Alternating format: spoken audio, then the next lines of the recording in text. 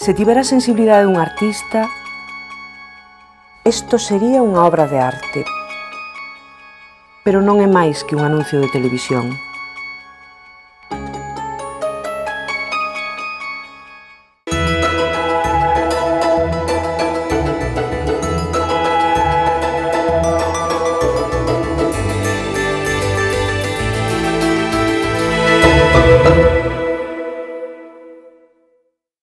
Pintor casi cronista de la tierra que lo vio nacer, Briallos. Pinta recuerdos y sensaciones de su tierra, pero una tierra que podría estar ubicada en cualquier parte del mundo. Recrea escenas de siempre tradicionales, pero renovadas. Consigue crear un estilo propio. Ese es Celso Varela y su obra. Conocemos más de su biografía en la voz de nuestro compañero Álvaro Veiga. Celso Varela nació en Briallos, en Pontevedra, en 1952. Durante algunos años ejerció la docencia en una escuela de enseñanza primaria, simultaneando este trabajo con la pintura. Más tarde abandonó el profesorado para dedicarse exclusivamente a la actividad pictórica, concebida desde el autodidactismo. Vive con pasión este noble arte en cuyo entorno siempre se ha desenvuelto, ya sea desde las tertulias con pintores y poetas, como Manolo Ruibal o Carlos Oroza, hasta los innumerables viajes para realizar estudios de pintura o visitar grandes museos como el Prado, el Tate Gallery, el Louvre o el Pompidou. Galardonado en 1985 con la mención de honra en el certamen de arte Xoven Galega de Vigo, también consiguió una mención especial del jurado en la Bienal Nacional de Arte de Pontevedra. Ese mismo año participa en la primera Bienal de Pintura de la Fundación Araguaney, y en 1994 en el 11º Premio de Pintura Durán de Madrid.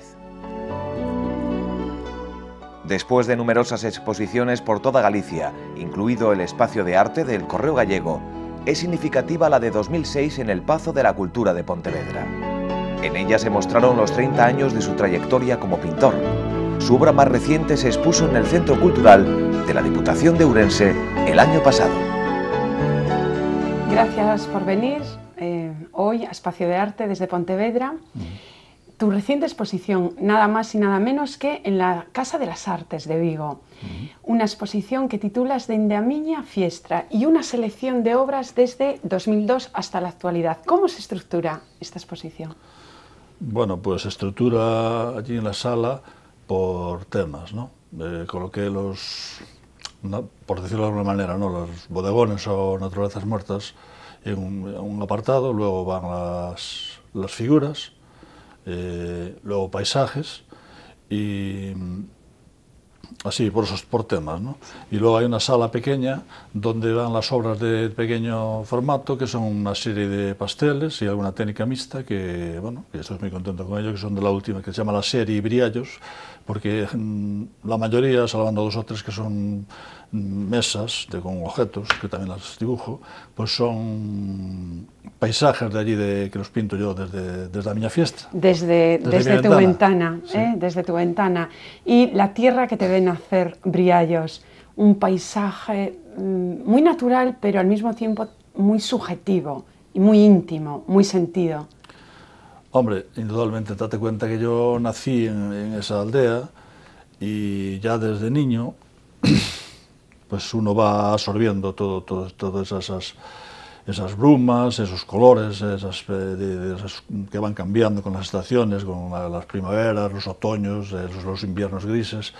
Y yo ya, pues cuando era chaval, que me gustaba dibujar. Mi casa no era una casa de agricultores, no había libros siquiera. Uno estaba esperando que llegase la Navidad para que viniesen los calendarios famosos. Y entonces a mí me llamaban la atención aquellas imágenes de los calendarios, que a veces me recuerdo que tenían en el comedor unos que eran unos faisanes, y yo siempre estaba mirando, pues yo sé, los faisanes, ¿no? Quiero decir que ya de pequeño tenía la tendencia yo de estar mirando donde había imágenes, aunque fueran fotografías, ¿no? Y después copiaba ya también fotos, porque en mi casa no había ni libros. Sí. Solamente había un libro del Quijote que le había regalado a mi madre. Pues, sí. Era dificilísimo, como decía aquí, que hace poco estuvo Manolo Ruibal, y gran amigo tuyo, sí. Pues casi imposible que te dedicases en aquel momento a la práctica pictórica. Era imposible, vamos, pasa que fue una cosa que me nació dentro de mí, como le nació a Manolo, y de hecho, pues, es que vamos, allí casi es un milagro, porque no tenías más que la motivación de que tú llevabas dentro, porque no había nada, ni tuve, yo no había visto un cuadro en mi vida. E incluso por tradición paterna, bueno, lo lógico era que te dedicases a trabajos más manuales. Sí, mi padre era carpintero, aunque después trabajó en la Renfe, en la ferroviaria, bueno, aunque mi padre tenía una cosa, que dibujaba muy bien y tallaba muy bien, era un buen tallista. Y a veces me hacía, él dibujaba, si hacía dibujos en esas cocinas de la aldea, ¿no? Las cocinas de hierro, tenía un mármol blanco por atrás, y me hacía unos dibujos allí, y yo siempre que estaba también mi madre cocinando, yo estaba dibujando. Mi mano, me ponía así mirando para la mano, lo dibujaba. Igual que ahora, yo vengo ahora para Santiago en el tren y vengo dibujando, es que no, es una cosa que me sale ya, ¿no? Te sale de dentro, te sale de dentro. Y de tu pincel han salido, bueno, paisajes diferentes, muy vívidos. Sí. Y ¿qué diferencia a la manera de trabajar por ejemplo, el bodegón? El bodegón lo vemos una naturaleza más estructurada, quizá un trabajo más meditado, más calmado. Hay diferencias verdaderamente sustanciales a la hora de tratarlo. En cuanto, por ejemplo, a otros temas, como el paisaje o la figura. Sí, o la figura. Bueno, no creas, básicamente es lo mismo, ¿eh? Yo no hago distinciones. Cuando trabajo en un bodegón, tengo delante, curiosamente, si estuvieras en mi estudio, pues tengo peces guardados en un congelador, frutas secas, peces secos, y todo eso lo pongo... Pollos caseros también. Pollos caseros, como digo, sí. Y entonces yo voy trabajando el cuadro, pero vamos, con la misma intensidad exactamente que un paisaje. Es decir, para mí no hago diferencias, lo único que cambia es el motivo. O sea, pero como digo yo, como decía Baltos, el motivo es la excusa, el tema es un pretexto, hay que ver la pintura. A mí lo que me interesa es hacer una pintura. Entonces, también me gustan las formas, esas formas de los pescados, de las frutas, de las cajas, de los cuadros que hay por atrás. Y eso que yo veo todos los días, pues de ahí voy haciendo un mundo, ¿no?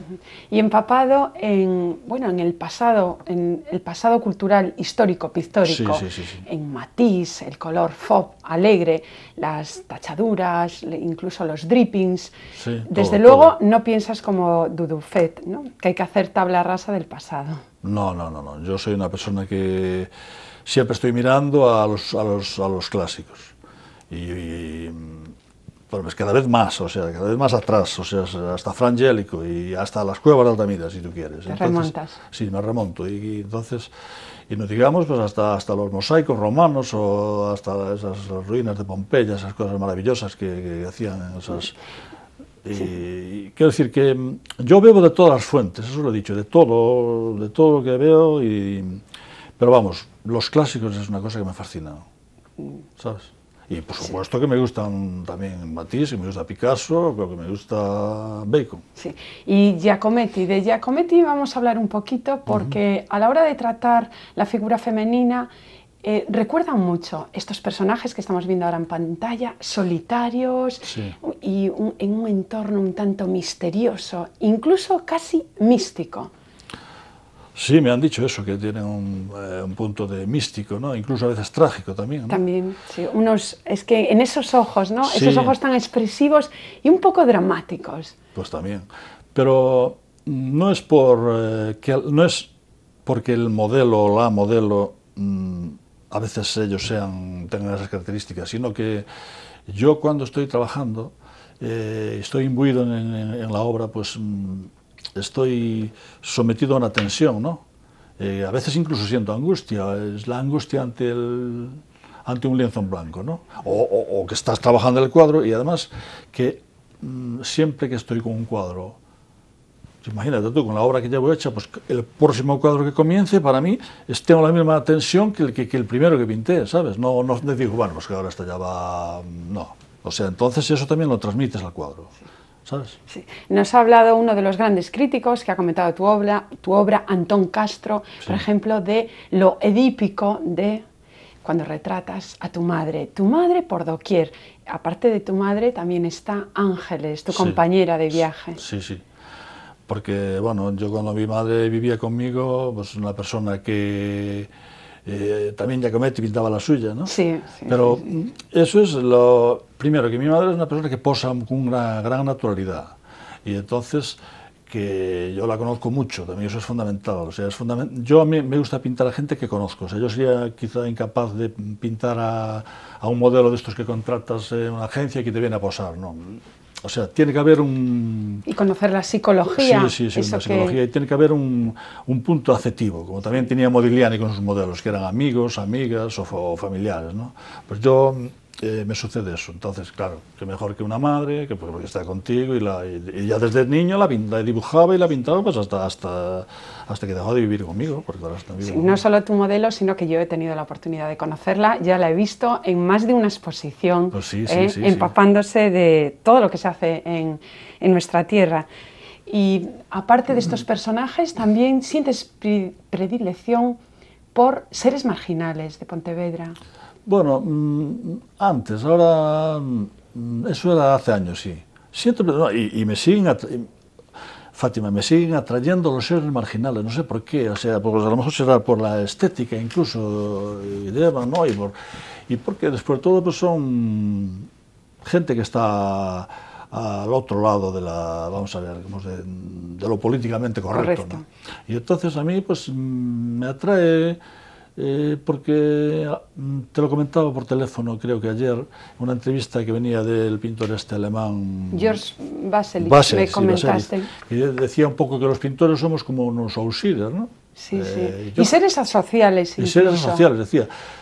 Y no es que seamos seres que estaremos tirando piedras a los escaparatos, pero es que sabes que la pintura, pues es una, por suerte o no, por desgracia, es de muy minorías, de gente minoritaria. Sí. Y entonces, pues entonces en el fondo casi te miran como una persona rara, aunque la gente se cree que, por lo menos aquí en Galicia, ¿no? Del decir que eres pintor no es un piropo. Primero dicen, ¿pero pintor de qué? ¿De paredes? ¿No? ¿Sabes? O sea, que entonces en cierto modo es un ser pues, mola más que digas que juegas al fútbol. Sí. Y bueno, después también, cuando en tu caso, cuando no haces un trabajo, digamos que estéticamente, pues... agradable, digamos, porque es un poco, hay cierta inquietud. Y no solo en esas miradas, ¿no? En ese dramatismo a lo mejor del escenario, sino en las gamas cromáticas. Unas gamas muy puntuales, verdes, grisáceos, azulados, evidentemente aluden a nuestra tierra, ¿no? Indudablemente. Te vuelvo a decir que yo, bueno, ya cuando estoy con los paisajes, que estoy mirando hacia afuera por la ventana, yo estoy viendo esos colores que me están dando en la retina, ¿no? Pues si es en verano, pues está todo más de un color más ocre, pues, o más siena, y si es en primavera, pues está todo más verde, pero bueno... Y si es en otoño, pues ya la gama cromática, ¿qué decir? Pues es la gama más importante que hay en nuestra tierra, tiene el mayor colorido de gamas cromáticas. En otoño es impresionante, de hecho hay en la exposición un cuadro que lo destaca Tomás Paredes, y mucha gente que va a ver lo que se llama Mi pueblo en otoño, que es donde se ve ese color de Galicia en otoño tan increíble, ¿no? Todas las degradaciones. Sí. Tomás Paredes, presidente de la Asociación de Críticos de España, de los grandes... De Madrid. De Madrid. Antón Castro, pero también entienden mucho y conocen muy bien tu obra, grandes de la literatura. Y aquí tenemos al número 1, Alfredo Conde. Vamos a escuchar a ver lo que nos comenta sobre tu trabajo. Vale. Bueno, pois hai moitos pintores que pintan moi ben, pero non teñen nada que dicir. Entón estes pintores, pois ben, teñen un bo pasar. Logo hai outros pintores que non pintan tan ben, pero que teñen moitas cousas que decir. E estes teñen bastante mellor pasar, incluso chegan aos museos e as maiores e máis importantes galerías de arte. Eu conocín a Celso, pois pola calle, porque se me achegou, porque me reconoceu no Pontevedra, no que casi ninguén me reconoce. Empezamos a falar e fixémonos amigos. E acabei, como todo admirador da pintura,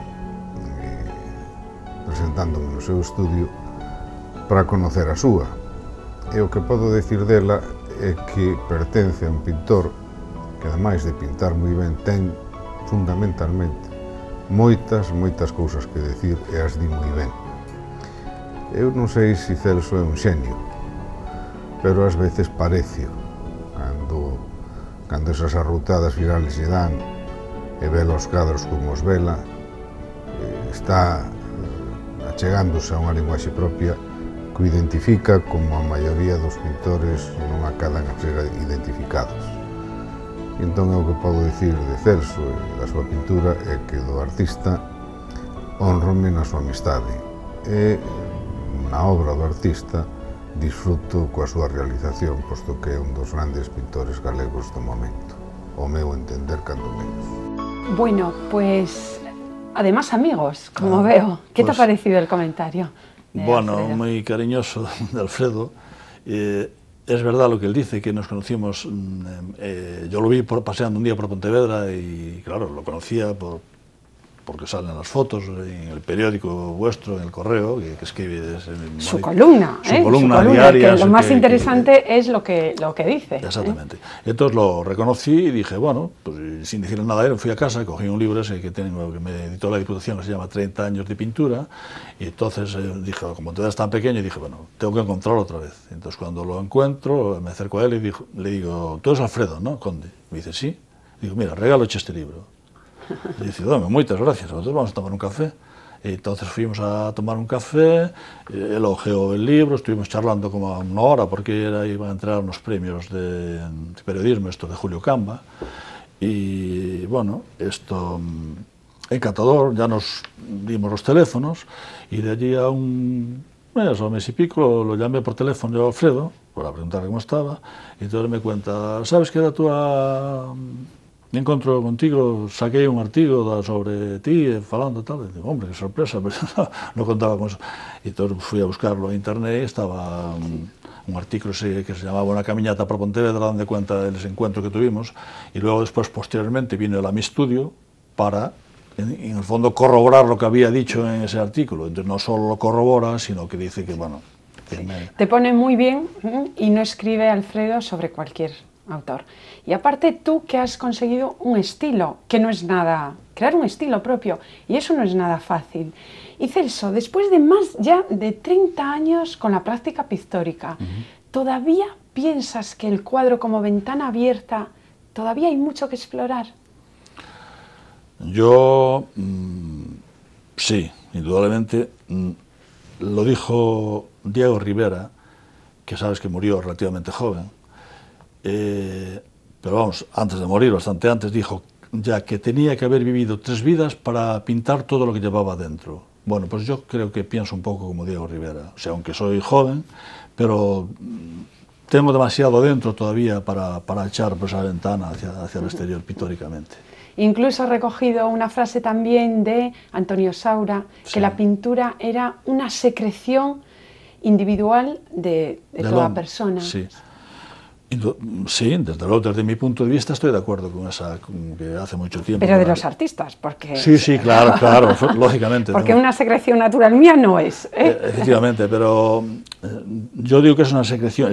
Saura ahí me encanta, porque además Saura, tú sabes que aparte de gran pintor, escribía muy bien, y escribía muy bien también sobre arte, él tiene libros publicados. Y reflexionaba mucho y sobre ciertos artistas, hacía introducciones de catálogos, tengo yo en casa de Reina Sofía, sobre Divifé incluso, sobre Reverón, un pintor venezolano, y sobre muchos, ¿no? Y a mí cuando leí esa frase dicha por Antonio Saura, pues me encantó, porque es lo que a mí me sucede, que es algo natural, es algo... una secreción, ¿no? O sea, coger un lápiz, parece que cuando coges el pincel parece como una prolongación de tu cuerpo, ¿no? De la mente, ¿no? Y vamos, por eso me gusta. En tu currículum nos llama muchísimo la atención que has expuesto por toda Galicia, pero sin embargo no te han faltado oportunidades, pero te has prodigado muchísimo menos fuera de tu tierra. ¿A qué se ha debido? Bueno, pues se ha debido quizá a que yo como soy un pintor que pinto, como decía Borges cuando le preguntaron si él no tuviera ningún éxito, si seguiría escribiendo, él dijo, pues sí, seguiría escribiendo para mí. Entonces yo pinto para mí. Entonces yo no tengo prisa, Fátima.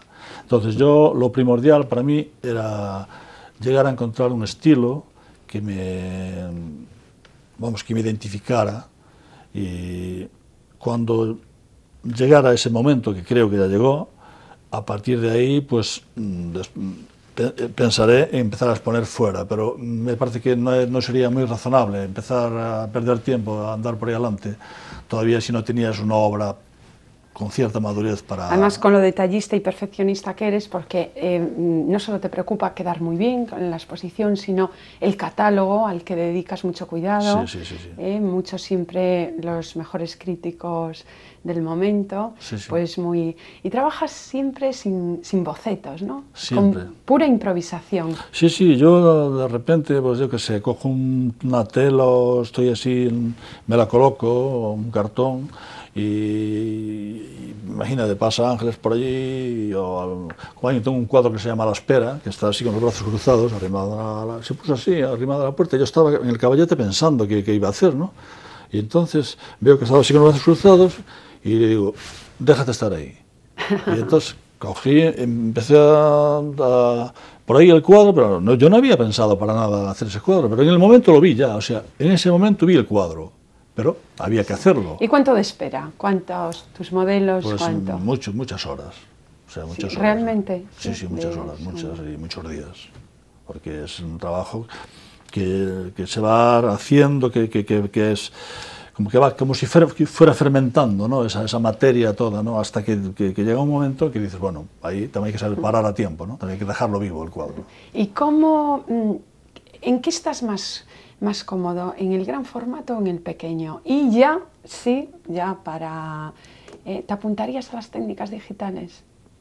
No. ¿Nunca? ¿Imposible? Imposible. Es más, yo no sé manejar un ordenador y el móvil solamente sé hacer llamadas y recibirlas y mandar un mensaje, porque bueno, al final de tanto, porque tienes que hacerlo, pero yo en ordenador ni siquiera sé abrir el correo electrónico, que sí lo tengo, pero no sé abrirlo. Y es una cosa que incluso yo gozo con la pintura, tocar la tela, acariciarla, el olor del óleo, o sea, eso creo que es una maravilla. Gran exposición hiciste aquí en la Sala de Arte del Correo Gallego en 2003. Ajá, fíjate cómo está tiempo. Ya, cómo pasa, sí. Dime un sitio en el que te gustaría exponer.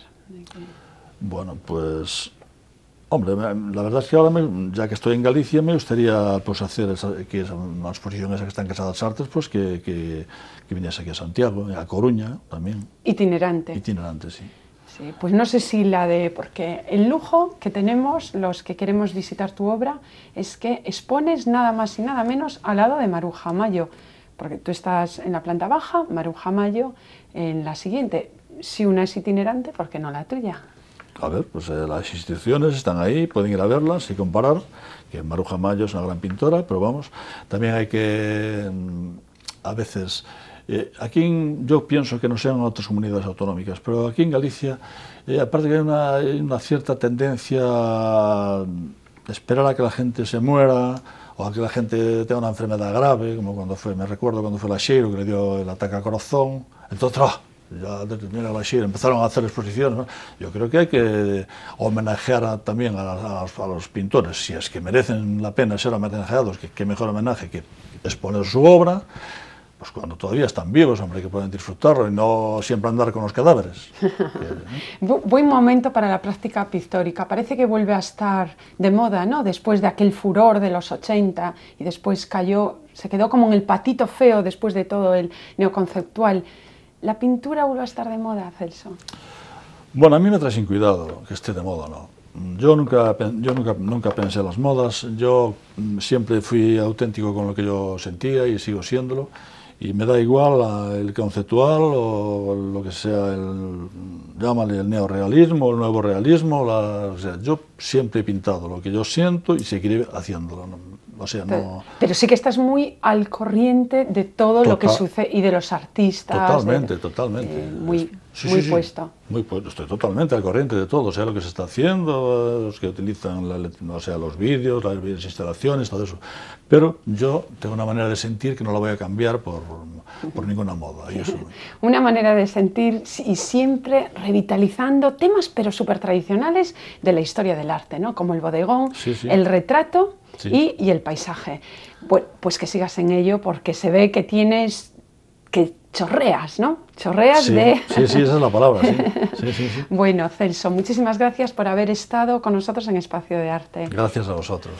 Pues es increíble cómo determinados temas supermanidos por la historia tradicional de la pintura, como estaba diciendo hace unos momentos, el bodegón, el paisaje y el retrato, se pueden seguir reelaborando sin caer en mero manierismo. Celso Varela lleva haciéndolo durante 30 años y todavía tiene muchísimo que decir. Lo más importante, que no es nada fácil, es que ha creado un estilo propio. No se pierdan la magnífica exposición que tienen en la Casa de las Artes de Vigo. Ya saben, arriba Maruja Mayo y abajo Celso Varela. Allí les emplazo. Aquí la próxima semana, como siempre, para seguir hablando de arte. Muchísimas gracias. Se tivera a sensibilidade dun artista, isto sería unha obra de arte. Pero non é máis que un anuncio de televisión.